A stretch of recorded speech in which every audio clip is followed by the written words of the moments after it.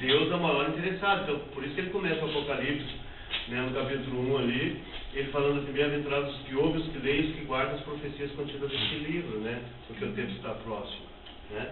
Então é óbvio. E a gente descobrir essa questão das eras, e ver que nós hoje estamos vivendo uma era que está praticamente no término dela, para a introdução de uma nova era. Nova era tem uma questão de a gente nem falar, essa questão de nova era, existe uma coisa hoje no mundo aí falar de nova era, né? Mas um novo período, né, que surgirá, e nós estamos prestes a entrar. Né? Então esse quadro aqui ajuda nós a entender muito essa questão, né? Eu queria que os irmãos, ontem nós lemos esse versículo lá em Hebreus 1, que o Senhor falou para os irmãos que quiserem abrir a Bíblia ali, só para nós dar uma introdução aqui. Hebreus capítulo 1, irmão, como é que Deus vê o tempo, né? Aqui tem Hebreus 1, ó. Hebreus 1 e o versículo 1 e o 2, né? Que diz assim: havendo Deus outrora falado muitas vezes, de muitas maneiras aos pais pelos profetas, nesses últimos dias nos falou pelo Filho, a qual constituiu o herdeiro de todas as coisas, pela qual também fez o universo. Então aqui, quando o escritor aos Hebreus escreveu essa carta aos cristãos hebreus, ele falou que no passado, a antiga aliança, Deus tinha falado de várias maneiras pelos profetas, mas nos últimos dias. Mas o que é os últimos dias? Os últimos dias é de Cristo para cá, de Jesus para cá. Agora Deus nos tem falado por meio do Filho, né? Então na antiga aliança acabou o que ele estava dizendo para os hebreus. Agora, ó, Deus nos fala pelo Filho. Agora nós temos que ir ao Filho. Agora é tudo por meio do Filho, né? E depois ele diz, né, que Jesus, aqui no versículo 3, é o resplendor da glória e a expressão exata do seu ser, sustentando todas as coisas pela palavra do seu poder. Depois de ter feito a purificação dos pecados, assentou-se à direita da majestade nas alturas, e tendo se tornado tão superior aos anjos, quanto herdou o mais excelente nome do que eles. Amém? Então os últimos dias é de Cristo para cá, e essa é a era chamada Era da Graça. Nós vamos chegar ali, tá, irmãos?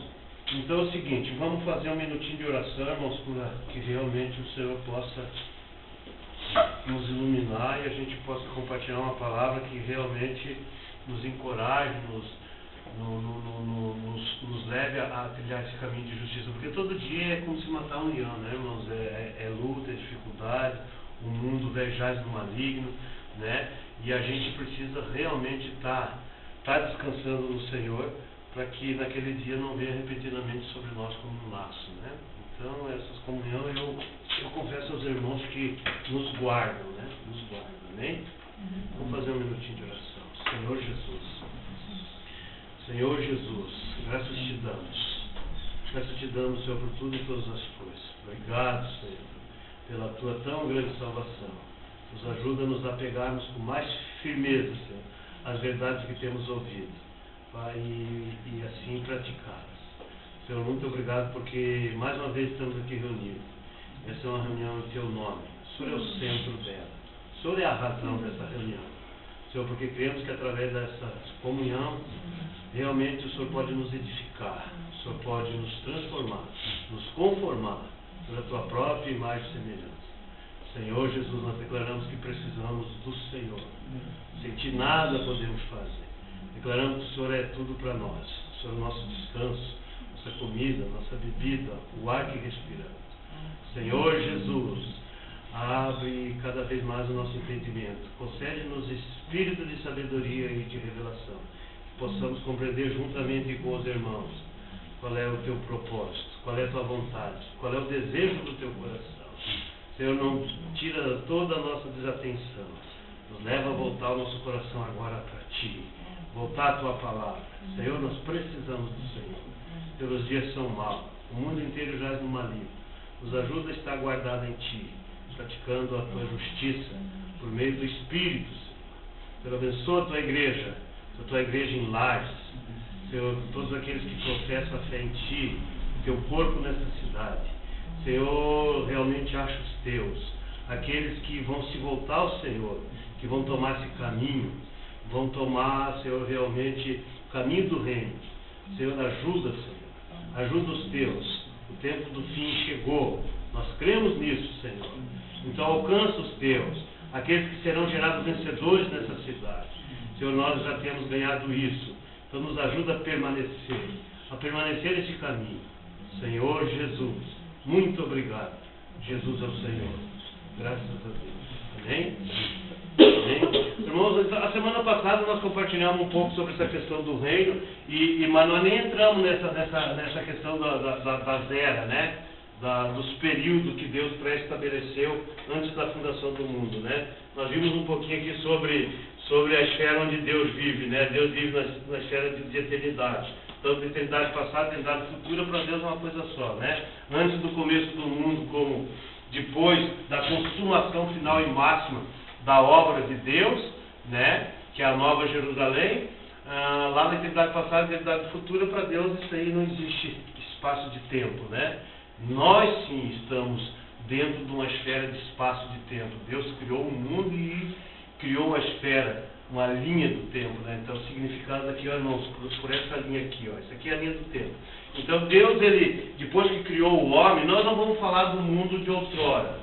O mundo quando Deus julgou, o Senhor julgou pela rebelião de Satanás, né? E levou essa terra, esse planeta, a ficar sepultado sobre as águas de julgamento por muitos milhões e milhões de anos, né? Mas isso é outro detalhe. Nós queremos ver um pouquinho hoje, irmãos, sobre essa questão das eras. Se nós, por exemplo, entendermos um pouquinho sobre esse assunto e ver realmente onde nós estamos, irmãos, muita coisa pode mudar na nossa vida em relação a Deus, em relação à vontade e ao propósito de Deus para nós, né? Então nós somos o povo da era da graça, da era da igreja. Nós não temos nada a ver com os patriarcas, nós não temos nada a ver com Israel, a lei, né? Nós somos o povo do Novo Testamento. Nós somos o povo que nós vemos aqui em Hebreus dos últimos dias, né? De Cristo para cá. E ainda é o seguinte, nós somos o povo do início da igreja, tampouco o povo da Idade Média, né? A igreja na Idade Média, e tampouco nós somos, graças ao Senhor, a igreja do tempo do fim. A igreja, nós somos a igreja onde o Senhor vai gerar as suas primícias vivas. Nós temos muita possibilidade, pelo tempo que nós estamos vivendo, de sermos aquelas pessoas que podem não passar pela morte, serem arrebatados vivos como primícias para Deus, como fala em Apocalipse 14. Então podemos dizer assim, por que nós não nascemos lá na Idade Média, lá na Idade Primitiva, a Igreja Primitiva? Não, porque Deus já escolhera para que nós fôssemos para essa época. Agora, digamos assim, Deus até é de coragem. Poxa, olhar para nós, olha a nossa debilidade, a nossa fraqueza, irmão. Nós olhamos, nós não temos nada. Irmãos, às vezes eu olho para mim e digo, Senhor, o que o Senhor quer comigo? Senhor Jesus, olha a minha situação. Né? Mas o Senhor, em Romanos fala assim, ó, que não depende de quem quer e nem de quem busca, mas é de quem Deus usar de misericórdia.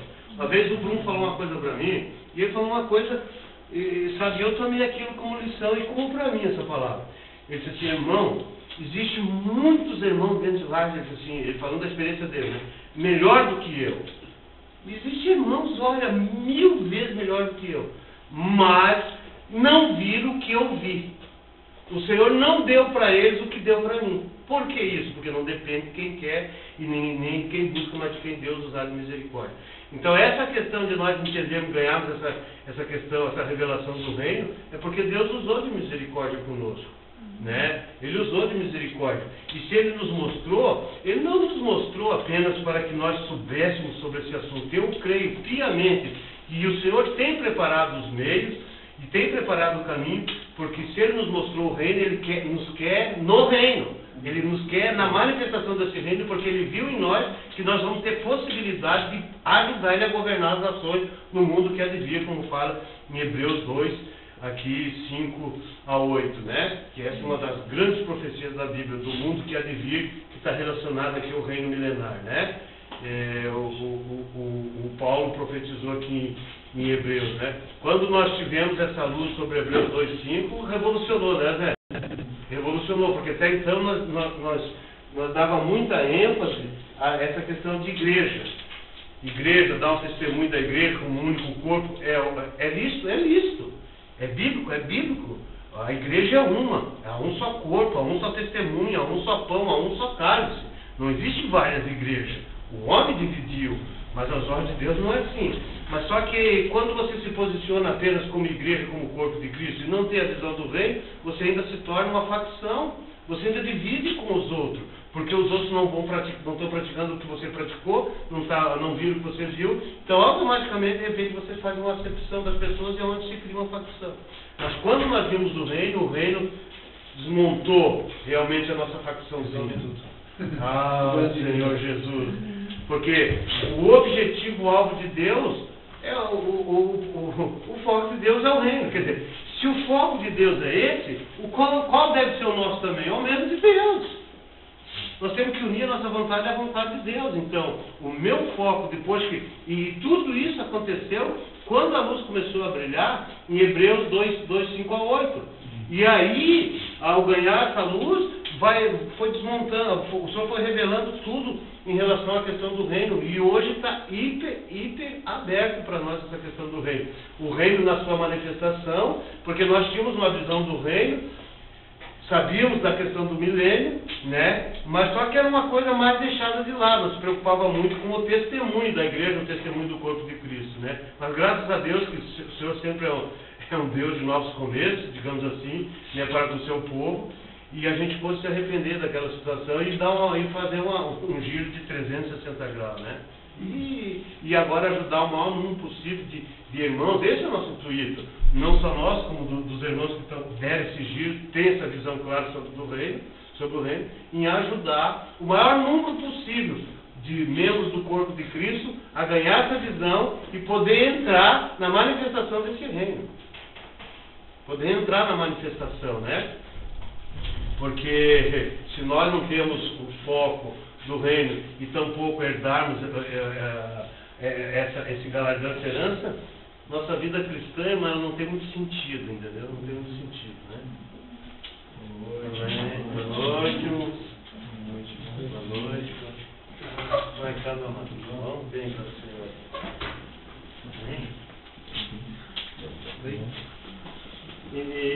Então a questão é essa, né? E a gente vê pelo testemunho hoje que a coisa que, até onde a gente tocou nesse assunto, a palavra que mais divide o povo de Deus é a palavra igreja. É o que mais divide o povo de Deus. Mas a palavra, o reino, ela unifica, ela traz unanimidade entre o povo de Deus. Entendeu? Porque essa questão de igreja, ela foi meio que deteriorada, né? Então as pessoas acham que a igreja ali, aqui, acolá. Até onde nós tocamos um assunto lá no Valmir, lá como está uma reportagem no decorrer dessa semana, a igreja de Francisco, como é que é, do Papa Francisco, né? A igreja de Francisco, né? E eu sei que, por exemplo, até às vezes a gente inconscientemente ou conscientemente até não aprova essa atitude que está acontecendo ali. E a gente fala, a igreja do Francisco, né? Onde é que se viu? Mas, irmãos, hoje todo o cristianismo, de um modo geral, está na mesma linha. A igreja do Francisco, mas tem a igreja do fulano, a igreja do Bertano, a igreja a igreja cá, chamadas evangélicas, entre aspas. Quer dizer, a linha é a mesma, a teoria é a mesma, a prática é a mesma, entendeu?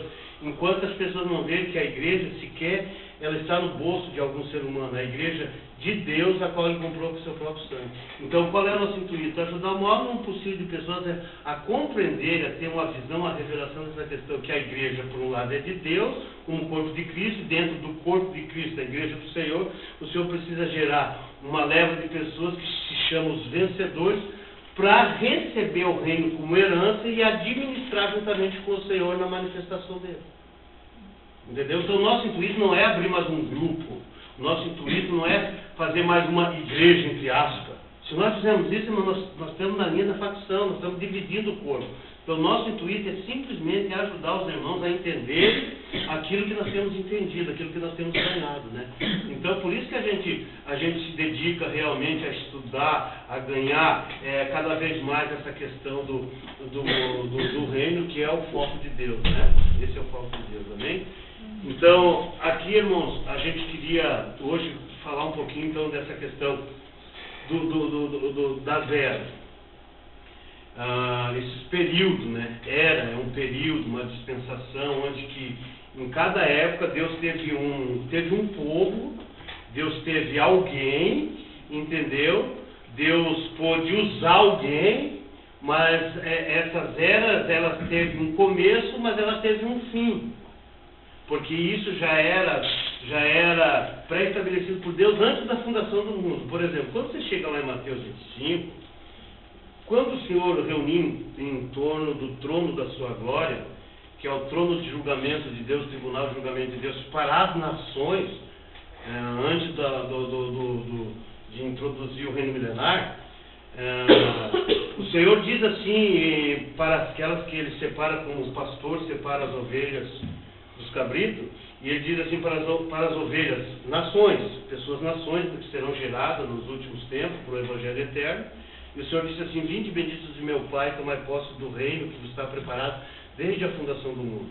Então, por esse versículo, você consegue ver que o reino é uma era, uma dispensação de Deus, já estabelecida por Deus antes da fundação do mundo, como a era atual a qual nós estamos vivendo, chamada de a era da graça, ou a era da igreja, ou a era do Espírito, entendeu? Que ela se deu, o início ela se deu quando Jesus veio, mas não quando ele veio, nasceu, mas quando ele veio, quando ele morreu, quando ele ressuscitou ao terceiro dia. João 20, 22 deu início nessa era, quando o Senhor se manifestou, onde estavam aqueles 11 discípulos reunidos naquela sala, e o Senhor se manifestou no meio deles e soprou isso, a palavra correta ali é insuflou-se para dentro deles como Espírito vivificante, Espírito que dá vida, o Espírito Santo, entendeu?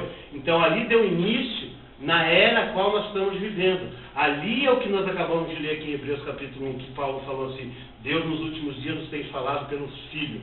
Esses últimos dias começou de Cristo, da ressurreição do Senhor para cá. Então essa é uma era também, e nós sabemos pela história que assim como o reino é uma dispensação já gerada por Deus antes da fundação do mundo, a dispensação atual que nós vivemos da era da graça também é uma dispensação já planejada por Deus na eternidade passada, né? Para que houvesse esse tempo, esse período chamado o período da graça, né? A qual nós vivemos. E nós somos muito privilegiados, eu vou utilizar de novo, irmão, pela época em que nascemos.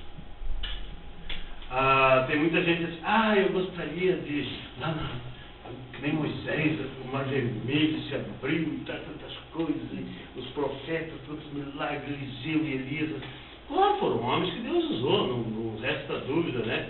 Mas, irmão, nós somos muito maior que essas pessoas no passado. Mateus fala assim, nascido de mulher, não houve profeta maior que João Batista na terra. O maior profeta da história foi João Batista. Mas o menor no reino é maior que João Batista, que é o maior de todos os profetas. Então, quem é o menor no reino? Somos nós, irmão. O povo de Deus, o povo da era da graça, o povo que é justificado pela fé, o povo que recebe Jesus como Salvador e Senhor. Entendeu? Então nós nos tornamos maior do que João Batista, que é o maior de todos os profetas, né? Por exemplo, nós vemos a história de Moisés, foram grandes homens de Deus, né? Isaías, grandes homens de Deus, mas eles não se igualaram a João Batista, porque eles profetizavam a respeito do que haveria de vir, que era Cristo. João Batista não profetizou, ele estava junto, caminhava junto, batizou Jesus. Quer dizer, os outros só puderam profetizar a respeito da vinda do Senhor. João Batista presenciou. E nós o temos em nós. Por isso que nós nos tornamos maiores, entendeu? Então o que seria o melhor? Falar sobre Cristo, estar com Cristo como um ser humano ali e aqui, limitado pelo tempo e o espaço. Jesus estava ali, eu estava aqui, ele estava lá fora, não podia estar aqui dentro, entendeu? Limitado pelo tempo e o espaço. Ou tê-lo em nós. Claro que é tê-lo em nós, né? Não sabeis vós que Cristo está em vós? Né? Paulo fala na segunda carta aos Coríntios, ele fala assim, falando dos Coríntios, sabeis que Cristo está em vós? Que havia uma confusão muito grande lá e os irmãos estavam numa contenda tremenda, não sabendo que Cristo estava neles, né? Então, houve ali, irmão? Não. Graças ao Senhor, né? Mas então vamos quebrar, irmão, agora vamos entrar um pouquinho ali, ó. Deixa o irmão tirar. Tá, vou ver se estava gravando. Está gravando. Senhor Jesus. Então, ó, todos nós conhecemos, estamos bem claros, por exemplo, a respeito da criação. Deus, lá no Éden, ele criou quem? Criou Adão. Né? Ele gerou Adão. E a partir da costela de Adão, que Deus fez cair um pesado do sono dele, ele edificou Eva. Eva Deus não criou, ele edificou Eva a partir de Adão. Então Eva nada mais é que Adão em outra forma, por isso que ela é chamada de varoa, porque do varão foi tomado, né? Tanto que quem foi enganado foi Eva, mas a culpa cai sobre quem? Adão. Romanos 5,12 fala que um só homem entrou o pecado no mundo. Mas nós sabemos que o pecado, quem foi enganado foi Eva. Mas cai sobre ele porque a Eva foi edificada a partir de Adão. Então, por exemplo, da criação de Adão até os dias que nós vivemos hoje, faz apenas 6.000 anos que o ser humano está na Terra. O mundo, nosso planeta chamado Terra, existe há milhões e bilhões de anos que se não chegam a conclusão, sequer pela ciência e pela Bíblia, muito menos, que o Senhor também não se preocupou em mostrar isso para nós, né? Mas o mundo, apenas há 6.000 anos atrás, Deus fez surgir essa porção que nós temos hoje, do globo terrestre, mas a Terra estava ali e ela estava submergida pelas águas de julgamento de Deus. Então ela esteve nessa condição por milhares e milhares de milhões de anos por causa da rebelião de Satanás com a terceira parte dos anjos e com os seres que viviam aqui, se tornaram os demônios espíritos sem corpo. Deus julgou e essa terra ficou nessa condição por muitos e muitos anos. Agora, apenas 6.000 anos atrás, Deus, ele recriou. A palavra no Gênesis ali, quando fala primeiro dia, segundo dia, terceiro dia, quarto dia, você vai no grego, fala que Deus está recriando algo que já existia. Ele criou o homem não foi recriado, né? Porque até então o homem não existia. O homem foi criado segundo a imagem e a semelhança de Deus, né? Então Deus estava recriando. Então Deus fez surgir das águas de julgamento de morte, porque ele julgou, ele trouxe juízo. Gênesis 1 fala assim, no princípio Deus criou os céus e a terra estava sem forma e vazia. Isso é o que está na tradução nossa. Mas se você vai lá no grego, fala no princípio Deus criou os céus e a terra no grego fala turru, tornou-se sem forma e vazia. Então, ela tornou-se sem forma e vazia porque alguma coisa aconteceu, claro, o julgamento de Deus. Você vai lá em Isaías 45:18, fala que Deus criou a terra e não criou para ser um caos, mas a terra estava um caos, porque alguma coisa aconteceu. Claro, a rebelião de Satanás, né? Então Deus trouxe juízo de acordo com a ciência, diz que foi um grande meteoro que extinguiu tudo, né? Existiam, por exemplo, esses seres que hoje a ciência acha, dinossauros, essas coisas, tudo isso existiu. No mundo pré-adâmico, o mundo de outrora, existiu tudo isso, irmão. E tudo isso aqui foi extinto, não existiu o homem. Então, e a rebelião de Satanás, ela foi tão grande, irmão, que nós muitas vezes vemos o dano somente na Terra. Não. A rebelião de Satanás, ela danificou todo o universo. O Sol não está no seu estado original de criação, a Lua não está no seu estado original de criação, nada está no seu estado original de criação. Irmão, a rebelião de Satanás foi um caos. E quando você vai lá em Isaías 29, fala que quando na era do reino, que é o início de restauração, o sol nessa época voltará a ser com uma luz de 7 dias e a luz da lua como a luz do sol hoje. Isso está mostrando uma restauração, porque nada está no seu estado original por causa da rebelião de Satanás. Então Deus julgou e sepultou essa terra. E agora, mas Deus já planejara na eternidade passada, antes dos tempos eternos, lá nos tempos eternos, da eternidade passada, nós estamos vendo ali a eternidade passada, Deus planejou. Efésios 1 fala que Deus nos escolheu nele antes da fundação do mundo. Então Deus nos predestinou antes da fundação do mundo. E esse mundo não é o mundo recriado há 6.000 anos atrás, mas o mundo que foi criado naquela época, onde daí Deus entregou todo esse universo para a governabilidade de Lúcifer, né? E aonde por essa posição ele acabou se rebelando contra Deus e buzinou por muitos anos nos ouvidos, digamos assim, dos anjos, e boa parte dos anjos acompanharam ele, que hoje são os principais e potestades de Efésios capítulo 6, né? Então, diante desse caso, o que Deus faz? Deus agora cria o homem. Mas criou o homem para quê? Para que o homem, Gênesis 1:28 fala assim, ó, e quando Deus disse assim, que o homem seria criado, e para que o homem exercesse a autoridade e domínio por ele. Então, por meio do homem, Deus queria restaurar de volta a ordem nesse universo, trazer a autoridade de Deus, para essa terra, para esse universo de volta, qual foi perdido por meio de Satanás. Então Deus criou o homem para isso. Né? Gênesis 1:28, o Gênesis 1:26 fala claramente, né? Crescei-vos e multiplicai, dominai a terra e a sujeitai. Então, por meio do homem, Deus traria novamente de volta a ordem nesse universo. Mas nós sabemos que Satanás se antecipou, né, e foi lá, enganou o homem, enganou a mulher. Quer dizer, já estava um caos e o caos aumentou um pouco mais. Satanás tem os anjos caídos, que são os principados, tem seres que na época se tornaram espíritos sem corpo, que são os demônios, que moram nas profundezas do mar, chamado abismo, entendeu? Que são os demônios, espíritos sem corpo, e que hoje é onde uma pessoa, quando fica possuída, ele não fica possuído por um anjo caído, ele fica possuído por um espírito, um demônio. Né? Então existiam esses seres que se tornaram isso, e então tornou-se um caos. Agora, Deus criou o homem para que por meio do homem, o homem pudesse agora exercer a autoridade e domínio por Deus. Por isso que Deus colocou diante do Éden, lá no Éden, diante da árvore da vida. Se o Adão fosse alimentado desse fruto, Deus automaticamente entraria nele, instantaneamente, passaria a governar o homem no seu interior, e assim o homem exerceria automaticamente a autoridade e domínio por Deus. Só que foi o oposto, entrou o que? O pecado e a morte.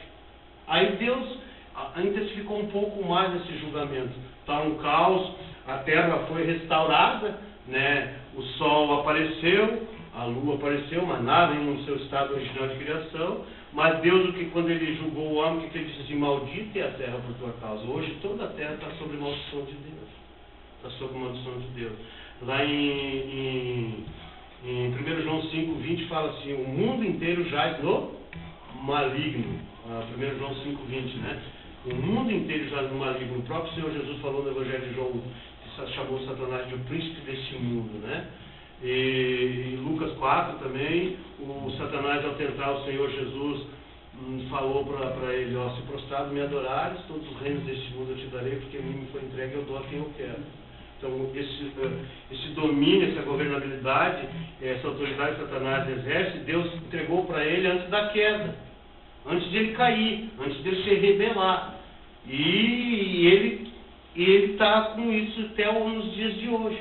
Hoje, quem governa o mundo é Satanás, irmãos. As pessoas estão totalmente submissas a Satanás, e muitas vezes nós, como cristãos, ainda somos mais crentes em Satanás do que no próprio Deus, no próprio Senhor, até nas promessas de Deus, né? E se você vê, muitas das nossas atitudes, muitas vezes no nosso viver, não condiz com o padrão de justiça de Deus. E quando não condiz com o padrão de justiça de Deus, automaticamente nós somos um crente em Satanás. É verdade, mano. O que o Senhor falou para o Pedro lá? Vou subir para Jerusalém, vou ser entregue na mão do Sião, vou morrer. Senhor, de maneira nenhuma. Eu vou deixar que aconteça, arreda de mim, Satanás. Se você não cogita as coisas do céu, que são da terra de Deus, você repreendeu Satanás na vida do Pedro ali. O Satanás estava influenciando ele, né? Então é isso que o homem é. Então muitas vezes nós estamos dentro. E isso ele falou uma coisa boa, né? Uma coisa boa. Você não quer que eu morra, né? Mas o amor natural do Pedro é satânico. O nosso amor natural para Deus é satânico, né? Então é isso que aconteceu. Deus julgou a terra. Então criou o homem para que a ordem fosse restaurada. O homem caiu. Gênesis 3, 22, 23 fala ali: depois de todo esse acontecimento, Deus expulsou o homem do Éden. E o que ele fez? Colocou na entrada do jardim do Éden 2 anjos com espada flamejante, 2 querubins, e disse assim: para que o homem não volte e alcance do fruto da árvore da vida e coma e vive eternamente em pecado.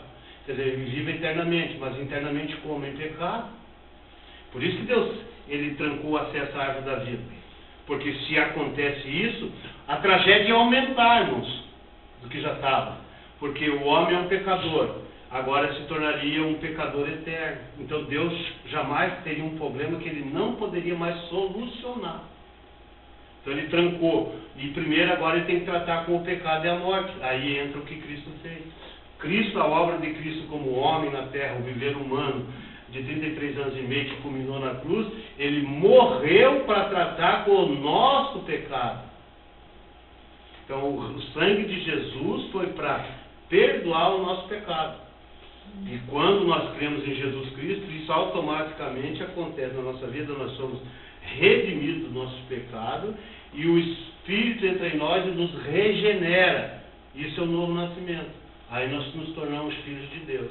E jamais isso vai acabar de um dia deixarmos de sermos filhos de Deus de acordo com a atitude exterior que nós possamos cometer que venha ofender a Deus. Todo o nosso pecado tem sequela, tem resultados diante de Deus que muitas vezes não são bons. E nos dias chamados hoje, e nós sabemos que a maior parte do povo de Deus ainda serão punidos nas trevas, choro e ranger de dentes, para que o Senhor possa tratar cabalmente com toda a natureza humana caída, né? Que não se deixou ser tratada hoje porque nós não buscamos. Temos a vida, temos Pedro fala na epístola dele que o Senhor nos tem doado, né? A vida, nos deu a vida, que nos capacita a viver o padrão de justiça de Deus, mas muitas vezes nós deixamos a vida de Deus que está dentro de nós e vivemos de acordo com a nossa velha natureza humana caída. Né? E assim o propósito de Deus não consegue ir adiante, Deus não consegue exercer a autoridade e domínio por meio de nós.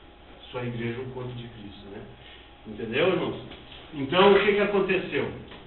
Quando Deus criou Adão, todos nós conhecemos a história depois da queda, né? E aí o Caim matou Abel, e assim Deus logo deu outro filho para Adão, chamado Sete. Depois Sete gerou um filho, a qual pôs o nome de Enos, né? Então, essa era aqui, irmão, ó, chamada a era, ó, antes da lei, a era dos patriarcas. A era dos patriarcas. Ela começou, irmão, com Adão até Moisés. Mas você pode pegar um pouquinho antes, quando Deus chamou Abraão. Nós já vamos chegar ali. Então, essa era aqui, ó, ela deu início com a criação de Adão, entendeu? E ela, praticamente, ela terminou, aqui foi colocado de Adão a Moisés. Mas nós sabemos ali quando Deus chamou Abraão, né? Chamou Abraão, Deus, ele desistiu de toda a raça criada e agora ele foi em busca chamou alguém, então ele deu um novo início com a raça chamada, começou por meio de Abraão, né? Então esse período aqui, chamado de a era anterior à lei, antes da lei, irmãos, ela começou com Adão e termina em Abraão, e depois 500 anos para frente Deus chama Moisés, que Abraão veio em torno de 500 anos para frente, 500 anos antes de Moisés, irmãos. Depois Deus chamou Moisés, depois de toda a história, vamos ver um pouquinho sobre esse assunto, né? E aí Deus deu a lei e tal, né? E tudo, né? Então, esse período aqui, irmão, anterior à lei, ele foi aproximadamente, irmão, um período, até o chamamento de Abraão, 2000 anos, aproximadamente. Depois que Deus chamou Abraão, nós conhecemos toda a história. Deus teve grande dificuldade em fazer de Abraão o pai da fé, né? Abraão, um homem já idoso, velho, 75 anos, morando numa cidade rodeada de idolatria, um cara idólatra, mas Deus viu em Abraão alguma coisa, né? E chamou Abraão lá dos Ur dos Caldeus e trouxe para Canaã, né? Então, mais tarde, Deus ele levantou Moisés e daí deu a lei. Então, esses dois períodos aqui nós podemos pegar a era antes da lei e a era da lei, que a era da lei ela deu início quando Deus deu a lei para Moisés, não foi no chamamento de Abraão, né? Quando Deus deu a lei para Moisés lá no Monte Sinai, onde depois da libertação do povo do Egito. Então, aí Deus deu a lei. Então, a era da lei ela começou realmente 500 anos depois do chamamento de Abraão. Então, ali 1400 anos antes de Cristo, né? Quase 500 anos, 600 anos aproximadamente depois do chamamento de Abraão. Então esses dois períodos, a era anterior à lei e a era da lei, ela dá um período de 4.000 anos, irmãos. Nós não temos nada a ver com isso aqui, e nós não temos nada a ver com isso aqui. Nós temos a ver com isso aqui pelo seguinte: nós recebemos de Adão o que ele recebeu lá no Éden, o pecado e a morte. Romanos 5,12. Quer ver, irmão? Por favor, quer ver? Romanos 5,12. 5,12. Eu queria que os irmãos lessem ali para ver. 5,12.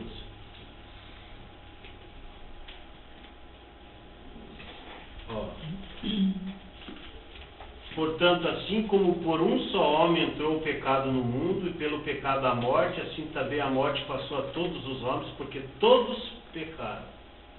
Por um só homem. Entrou, portanto, assim, por um só homem entrou o pecado no mundo. E pelo pecado, a morte. Romanos 6:3 fala que o salário do pecado é a morte. Né? É a morte. Assim também a morte passou a todos os homens, porque todos pecaram. Então, nós nos tornamos pecadores, irmão, quando Adão pecou. Tem muitas vezes as pessoas acham que nós somos pecadores porque pecamos, né? Quando eu pequei, fiz algo errado, aí eu sou um pecador. Não. Eu peco porque eu sou um pecador. Porque como ser humano é normal pecar, porque é isso que eu sou. Sou um pecador. Então eu não me torno um pecador depois que peço. Mesmo que eu não peque, eu sou um pecador. Se eu vá lá para a lua, fico orando assim, minha vida inteira de jeito dobrado, sou um pecador. Sou um pecador, né? Como ser humano, né? Então, irmãos, esse pecado entrou por meio de Adão. Então, essa herança passou a toda a humanidade. Então, toda a humanidade caiu, tornou-se pecador em Adão. Todos nós, remonta tudo lá em Adão, né? Então, graças ao Senhor. E nós sabemos que dentro desse período da era da anterior à lei, de Adão a Abraão e depois a Moisés, irmão, houve muitas coisas. Houve um período de 2000 anos ali, quanta coisa houve, né? Ali houve, por exemplo, Enoque, que gerou Matusalém, né? Matusalém, quer ver, irmãos? Por favor, os irmãos, vem cá, só para os irmãos verem um pouquinho aqui. Isso dentro do período da era anterior à lei. Dentro do período anterior à lei. Aonde que era? Lá em Gênesis, irmãos. Gênesis 5.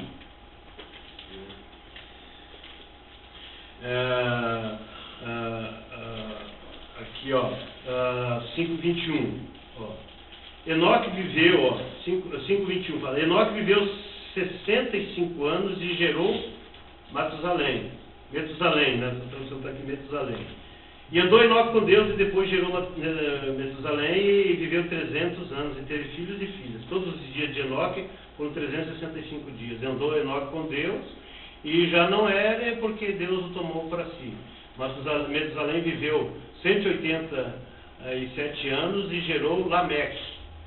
E depois que gerou Lameque, viveu Matusalém 782 anos e teve filhos e filhas. Todos os dias de Matusalém foram 969 anos e morreu. Esse foi o homem que mais viveu na história, né, irmão? 969 anos.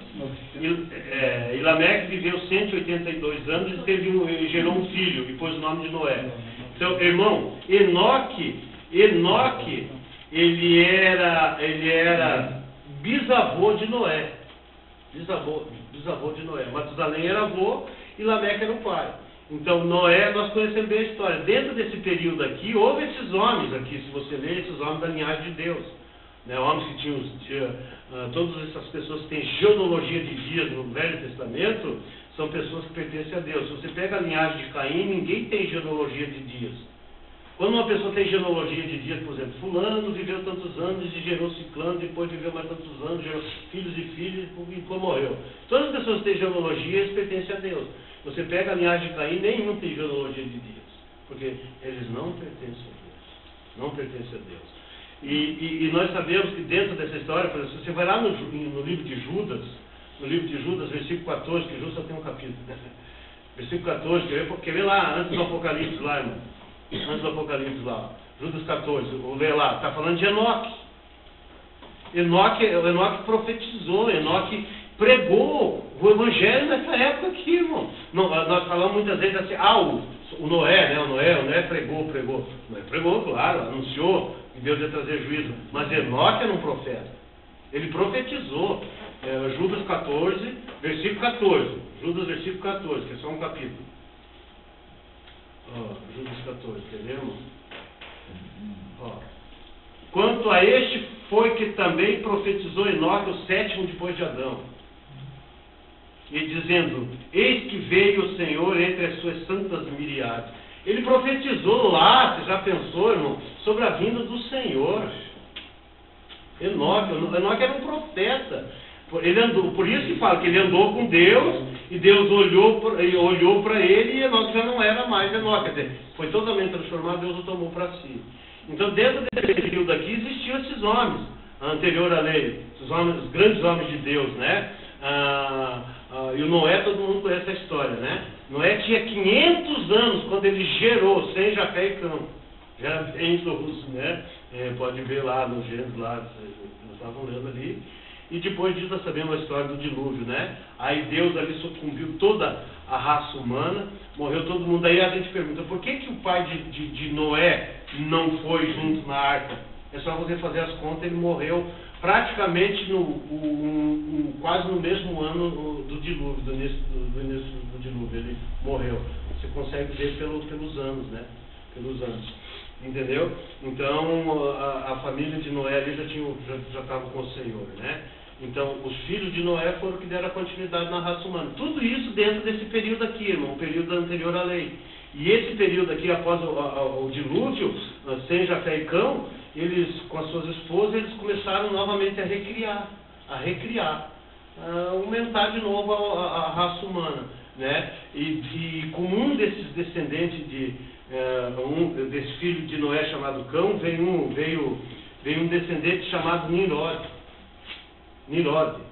E aí o negócio enfeiou. Porque depois que acabou o dilúvio, que o povo foi aumentando, de repente os filhos de Noé sabiam o que Deus tinha feito.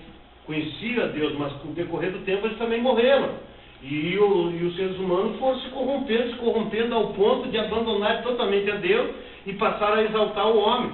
Esse Nirod, um grande caçador poderoso diante de Deus, ele era um rei, ele foi o construtor de Nínive, o construtor da Torre de Babel, entendeu? Aonde Deus ali, Gênesis 11, fala que ele confundiu toda a linguagem ali na Torre de Babel.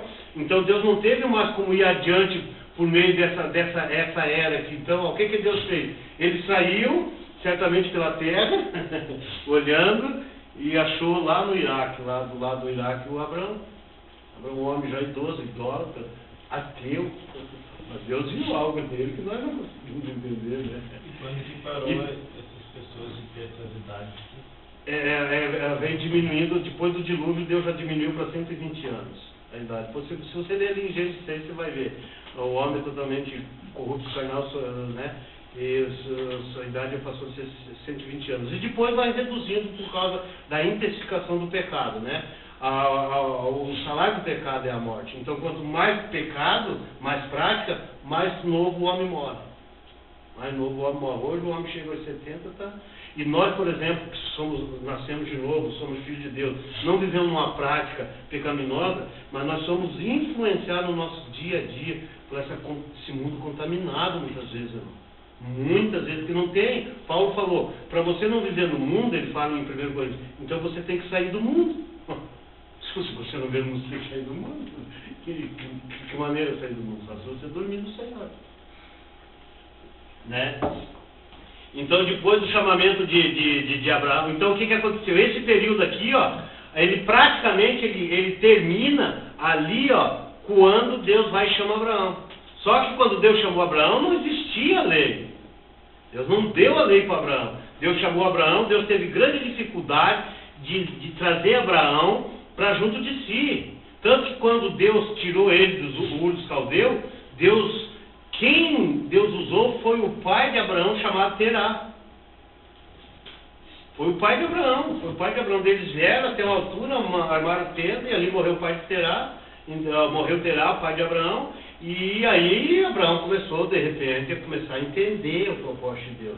E veio que acabou chegando, né, na boa terra, Canaã, que é onde Deus tinha mostrado para ele que era para ele vir. E todos nós sabemos que Abraão, a história de Abraão é muito conhecida. Abraão gerou Isaac, né, nascido de Sara, que era estéril, mas depois o Senhor, ela, em idade avançada dele também, já... Deus fez com que Isaac nascesse, né? Deus abençoou isso com o nascimento de Isaac, porque era uma promessa de Deus. Então você pode pegar essa era aqui e pôr um fim nela, digamos assim, ela acabou quando Deus chamou Abraão. Aqui nós temos de Adão até Moisés, quer dizer, mas até Moisés para Deus dar a lei. Então Deus gerou Abraão, Deus chamou Abraão gerou Isaac, Isaac gerou Jacó. Né? Isaac gerou Jacó. E Jacó gerou quem? 12 filhos. 12 filhos. E um desses filhos se chamava Judá, qual é Jesus aí dessa descendência, né? E nós sabemos que dentro dessa linhagem de Jacó vem Moisés. Daí Deus deu Moisés, Deus levantou Moisés, e Deus deu por intermédio de Moisés a lei. Então a era da lei, ela começa quando Deus deu a lei para Moisés lá no monte. Lembra que Moisés subiu no monte, teve 40 dias, disse assim, pão não comi, água não bebi. Né? Ele recebeu a lei de Deus em pedra lavrada, e ele, quando chega no pé do Monte Sinai lá, o povo de Israel, depois da saída do Egito, depois de 430 anos escravizado no Egito, quando Jacó desceu para o Egito, se vocês lerem Atos 7, o Estevão, ele relata toda essa história. Toda essa história que Jacó desceu para o Egito e tal, né? 73 pessoas, 73 almas, 74 pessoas, né? E acabaram ficando lá por 430 anos no Egito, né? E depois Deus levantou Moisés e tirou. E levou eles para o pé do Monte Sinai para eles voltar para a Boa Terra Canaã. Essa caminhada entre o Egito e a Boa Terra era para 15 dias, levou 40 anos. Ficava só circulando assim, ó, para que toda aquela geração velha que murmurava, reclamava, perecesse no deserto. Pereceu todo mundo no deserto, né? Se vocês lerem Atos 7, vocês vão ver o Estevão relatando claramente essa história aí, né? Só dois, né? Oi? Só dois. Josué e Caleb, da geração antiga, né? Só Josué e Caleb, né? Porque o Senhor fala que eles tinham um espírito diferente. O que é um espírito diferente? Seria outro tipo de espírito? Não. Eles eram ousados, eles criam em Deus, na promessa de Deus, na palavra de Deus. Quando Deus mandou eles lá espiar, Josué mandou eles espiar a terra, aliás, Moisés mandou eles espiar a terra, Josué e Caleb vieram de lá e disseram, não, né, nós vamos tomar essa terra. Deus mandou e nós vamos tomar. Os outros espias, eram 12, não, Deus, não sei, os homens não vão matar nós, não, nós vamos tomar, Deus mandou. Quer dizer, eles tinham um espírito diferente, eles eram usados, eles criam na promessa de Deus, entendeu? É um verdadeiro cristão, né? Os outros são aquele mealhar, né? Não sei se dá, é capaz de não ser assim, Deus vai abandonar nós, né? Então, esses dois homens entraram, né? Mas o resto não entrou na Boa Terra. Então, essa caminhada que era de 15 dias acabou se dando uma caminhada de 40 anos. Então Moisés, ele viveu 3 períodos de 40 anos. Ele primeiro 40 anos como príncipe no Egito, onde ele aprendeu toda a ciência, toda a capacidade, porque ele se tornou poderoso em palavra. Moisés foi instruído no Egito, né? Depois ele fugiu, depois de matar o egípcio lá, para o deserto, ficou 40 anos apacentando ovelha, esqueceu até de falar. Quando Deus deu a incumbência para ele vir salvar Israel do Egito, ele disse, Senhor, eu não sei, eu sou pesado de lá, não sei nem falar. Daí ele deu Arão por boca, né? Deu Arão por boca. E depois ele liderou a nação de Israel mais 40 anos peregrinando para o deserto, mas o próprio Moisés não entrou na Boa Terra Canaã. Moisés foi o homem mais manso que existiu na história. Moisés foi um homem certo.